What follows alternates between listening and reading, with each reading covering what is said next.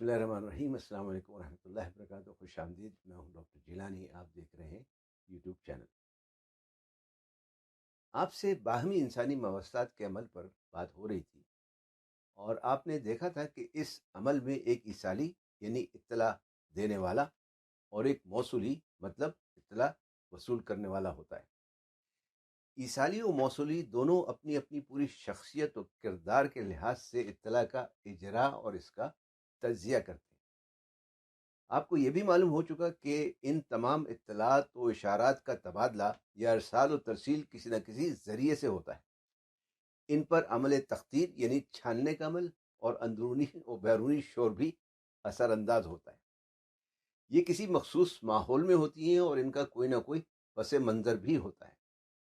آج دیکھیں گے کہ باہمی انسانی مواصلات کی کتنی اقسام ہیں اور ان کے کیا ذریعے ہیں۔ باہمی انسانی مواصلات کی کتنی اقسام ہیں اور ان کے کیا ذرائع ہیں۔ باہمی انسانی مواصلات کی دو اقسام ہیں، پہلی یک طرفہ، دوسری دو طرفہ۔ یک طرفہ مواصلات کے دو ذریعے ہیں، تحریری اور تصویری یا صوری۔ تحریری مثلاً خط و کتابت، لکھائی کے ذریعے، صوری مثلاً ٹیلی ویژن، سنیما یا کوئی تصویر وغیرہ۔ یک طرفہ مواصلات کی ایک مثال یہ ویڈیو ہے جو آپ دیکھ رہے ہیں۔ یک طرفہ مواصلات پہ ایصالی و موصولی جسمانی طور پر آمنے سامنے موجود نہیں ہوتے۔ دو طرفہ مواصلات میں بالواسطہ اور بالمشافہ مواصلات شامل ہیں۔ بالواسطہ مواصلات میں بھی ایصالی و موصولی آمنے سامنے نہیں ہوتے، بلکہ کسی اور ذریعے سے رابطے میں آتے ہیں، جیسے ٹیلی فون پر یا کسی پیامبر کے ذریعے۔ آپ نے سنا ہوگا کہ بات الفاظ کی نہیں بلکہ لہجے کی ہوتی ہے۔ ٹیلی فون پر آپ لہجے سے بھی اندازہ لگا سکتے ہیں کہ بات کا مطلب یا مقصد کیا ہے۔ اسی طرح اگر آپ کسی پیامبر کو کوئی زبانی پیغام دے کر بھیجیں تو اس بات کا قوی امکان ہے کہ پیغام کا مطلب کچھ نہ کچھ بدل جائے۔ بالمشافہ مواصلات کا مطلب ہے جب دو یا دو سے زیادہ اشخاص آمنے سامنے ہوں۔ اس کو بین الشخصی مواصلات بھی کہا جا سکتا ہے۔ اس میں صوتی اور غیر صوتی دونوں ذرائع استعمال ہوتے ہیں۔ صوتی یعنی گویائی، آواز کے ذریعے، غیر صوتی بغیر آواز کے۔